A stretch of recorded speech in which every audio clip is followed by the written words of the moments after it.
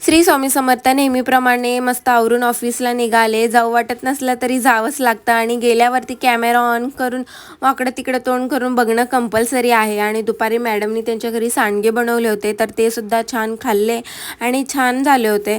आणि घरी जायची वेळ आली. कधी एकदा घरी जाते, पिल्लूला भेटते असं होतं. आणि चिमण्यांचा विचारसुद्धा माझ्या डोक्यात होता. मी घरी फोन केला होता पण बिझी लागत होता, तर पटकन घरी गेले आणि पहिल्यांदा तोच प्रश्न विचारला. तर भैयाने सांगितलं की त्याची हालचालसुद्धा थोड्या वेळाने बंद झाली होती आणि त्याची चोच आणि डोळेसुद्धा नीट ओपन झाले नव्हते, हालचाल बंद झाली होती आणि ते क्रॅक झालेलं अंड होतं त्यातसुद्धा मुंग्या लागत होत्या आणि त्याची वाढसुद्धा नीट झाली नव्हती.